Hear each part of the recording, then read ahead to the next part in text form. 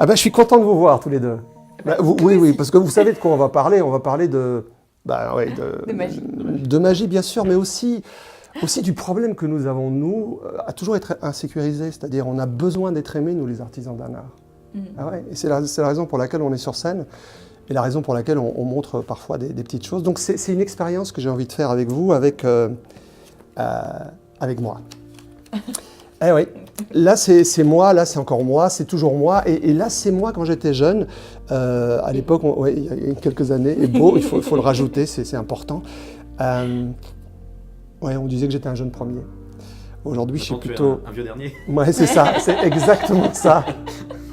Donc, je les ai séparés, pourquoi? Parce que ça représente mon hémisphère droit.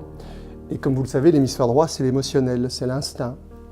C'est là où il n'y a aucune pensée positive ou négative. Et puis de l'autre côté, c'est l'hémisphère gauche, c'est le centre du langage, la structure. C'est là où mon ego est quand même bien présent. Ouais. Un tour qui parle de moi. Et comme vous le savez, je suis tellement proche de la perfection que ça me fait peur. Ouais. Humble. Oui, bien sûr, l'égocentrisme.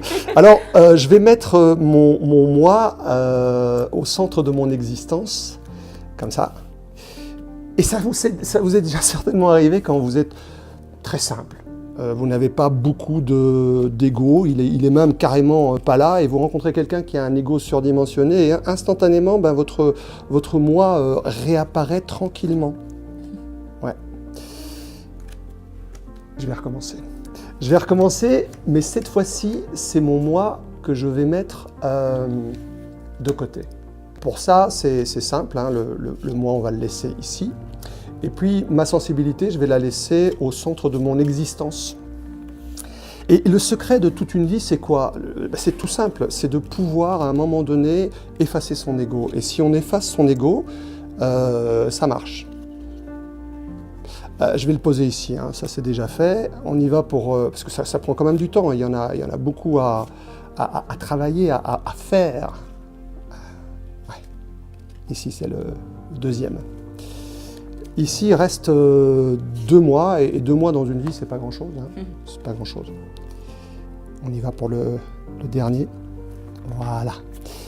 Et là forcément on se rend compte que la sensibilité, c'est une illusion. C'est-à-dire que le moi est une réalité aussi, et que là, depuis le début, on a bien sûr mon moi.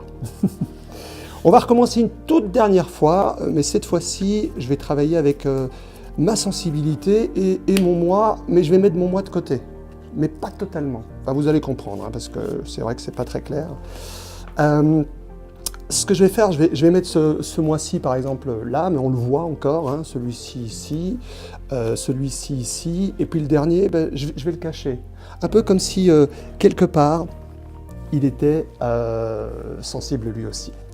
Et là, je voudrais vous présenter maintenant ce qu'on appelle les moi. Et les moi, c'est ça, c'est ça. Et c'est là où on se rend compte que depuis le début, entre la sensibilité et les moi, il y a juste une toute petite distance à parcourir. Oui. N'exagérez pas, je sais que vous faites partie du truc.